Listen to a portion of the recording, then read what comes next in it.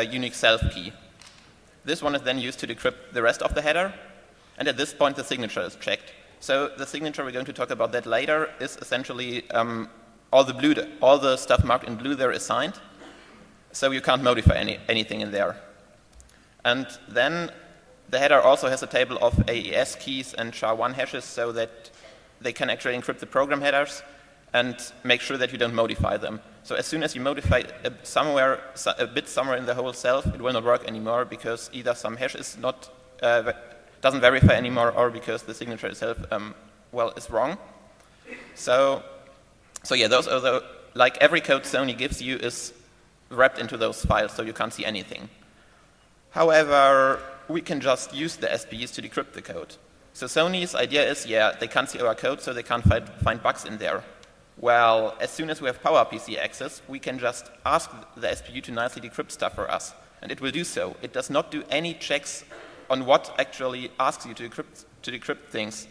So with this, we just use asbestos and this netrpc thing, write some Python scripts on the PC, and use it to like decrypt application selves or level 2, or like just about decrypt just about everything now by just asking it to do it. So we don't even need to know how it works. We just have to ask it to do it for us. But so yeah, the obfuscation is useless. But we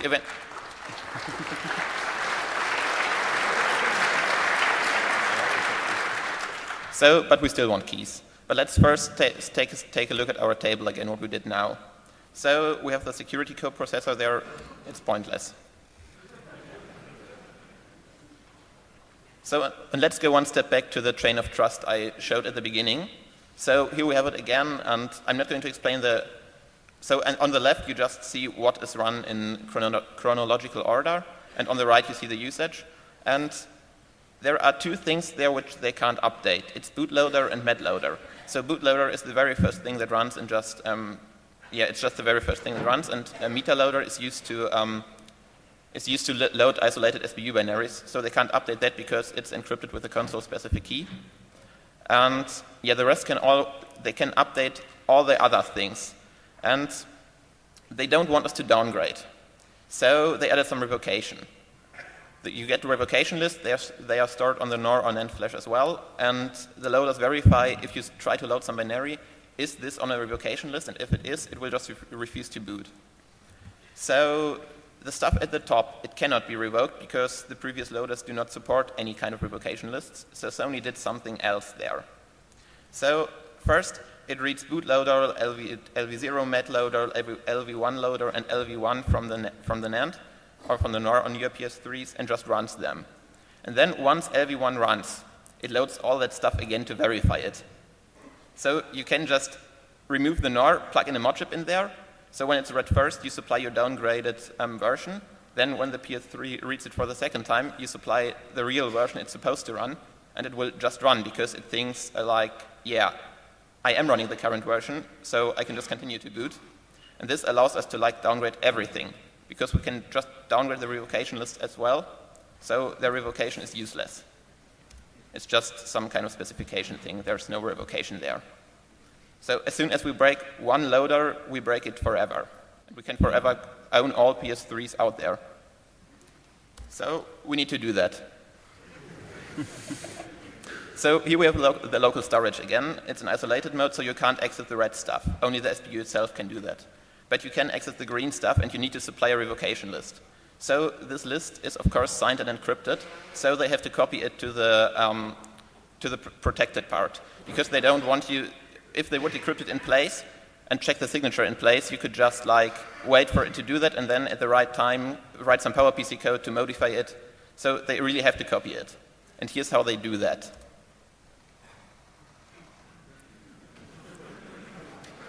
So what's wrong here? The problem is that we have the destination buffer lies before LV2 loader code. The SOR buffer, so we control the source and we control the length of the source. So what if we just write some really, really huge value there? Well, we overwrite LV2 loader code and run code in isolated SPU mode. Then we can just go ahead and dump their keys. Just write something to push them over to the PowerPC, and then, yeah, then we can actually reverse the whole loader and we get some keys there.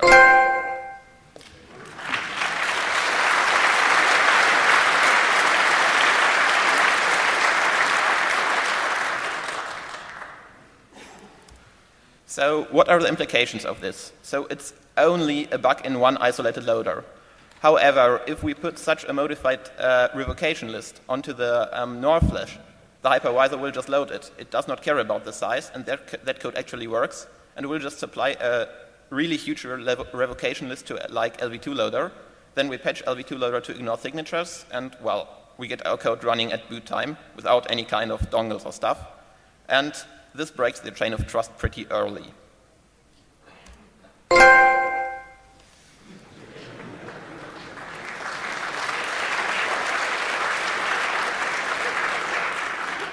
So as you can see there, this is fail.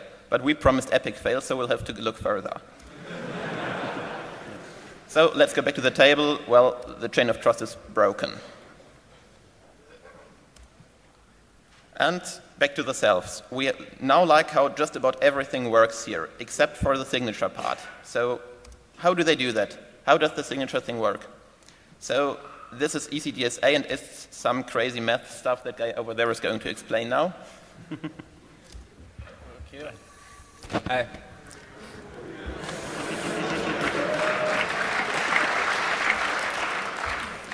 Okay, so the thing we're trying to do is figure out the private key they use to put signature on all the files. You normally cannot do that, of course. That's why it's a good crypto system. In ECDSA, there's a lot of parameters that are public, that P, A, B, G, N, Q, E, R, S, whatever. But there are two things that are private in a single signature. That's K, the private key, which we want to have, and it's M, which is supposed to be a random number. Okay, next slide. Okay, so how does someone who signs something calculate the numbers R and S, which are the signature? Well, R is done by scalar multiplication of base point of the elliptic curve, blah, blah, blah, difficult stuff. It's the difficult problem that that's the base of the security of all elliptic curve crypto. But S is just calculated as normal numbers. Well, so that first equation we cannot solve. No one in the world can solve it, so let's just ignore it. But the second equation, it's got two unknowns in it now, K and M. So we cannot solve for it either. But M is supposed to be a random number. And for some reason, Sony uses the same random number all the time.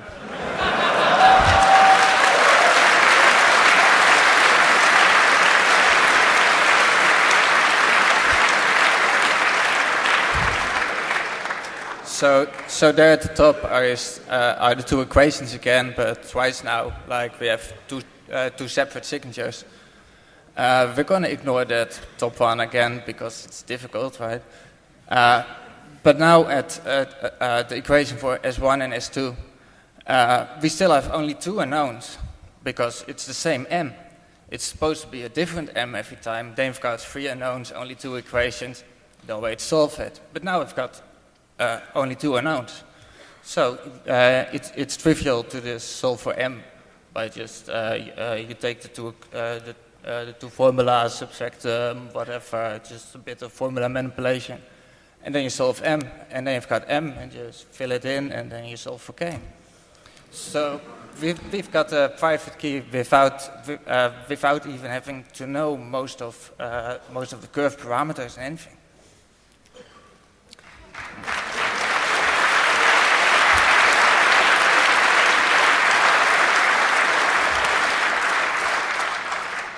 So we actually used ECDSA in the homebrew channel's network update function so that someone can't own your Wii through a man-in-the-middle attack or something. So this is how we do it, right? We do the EC math. You can see the M times EG, blah, blah, blah, blah stuff there. And for M, we read cryptographically secure random numbers from dev-random on Linux.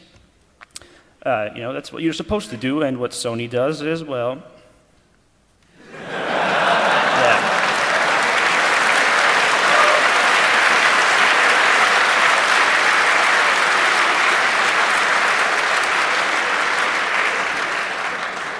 And of course, as Sekher explained, if you use the same M, you can calculate K once you have two signatures. And if you have K, well, that's a private key, and with a private key, you can sign things.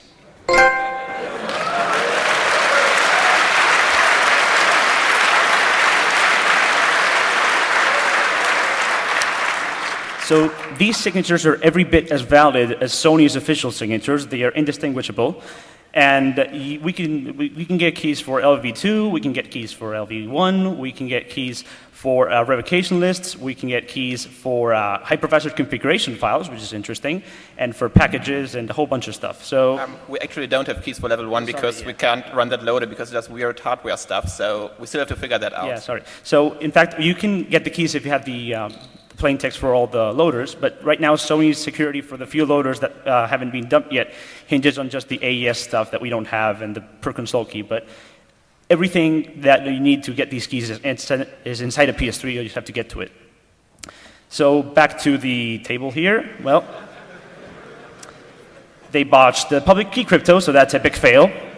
And we're left with user kernel mode and on-die boot ROM, which are not exactly high-tech security features. So, pretty much botched the entire thing.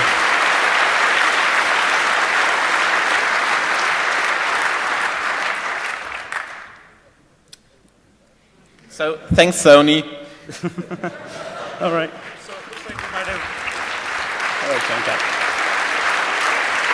Coming soon. Looks like we might have a little bit of time for questions, for Q&A. We're actually going to try to do a demo of this, and we were going to do it now, but as usual, demos are late or don't work. In fact, we have video issues the same way we had video issues with the BootMe demo 2 years ago. So we're going to try to fix that, and we're trying to schedule a lightning talk tomorrow to get that presented.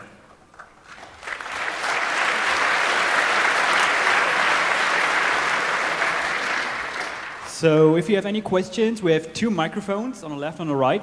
Please line up.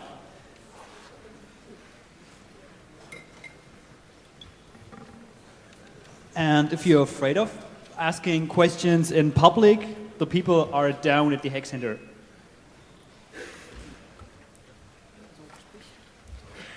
I got a question.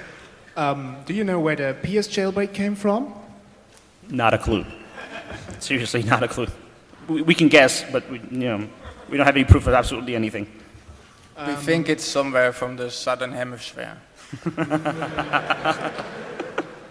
And right now, I noticed that the not only the exploit, but the USB stack exploit, but also the payload has been completely reverse engineered. So there's source code available right now for everything. Yeah, well, right now, Asbestos is public, has been for a while. It contains an implementation of the USB exploit that runs on TI OMAP processors. There are a whole bunch of clones for other chips. And of course, there's also a reverse engineered payload for that if you want to replicate the original PS jailbreak functionality instead of running Linux. That's out there right now. Our stuff, we did some pretty terrible hacks to make it work for the demo, hopefully tomorrow. So we need to clean things up and make it saner. But I mean, I expect that in the next month or something like that, we'll release clean tools for the stuff that we did here. Thank you. Okay, question from the IRC. Now that you can sign your own code, why can't you create a Blu-ray software payload? Could you repeat that? Someone asked, now that you can sign your own code, why can't you create a Blu-ray software payload? So we actually don't have the key to sign games because that's AppLoader, and they changed those keys several times. Actually, no, they didn't change those keys, but we don't have it. Why don't we have it? Because we don't have an exploit in AppLoader, sorry. So yeah, you need the plain text of the loader to get the public key, and once you have the public key, then yeah. So we can't sign games, and also we don't really care about games because we care about low-level access. It's probably possible eventually, but we're not planning on working on it. Yeah.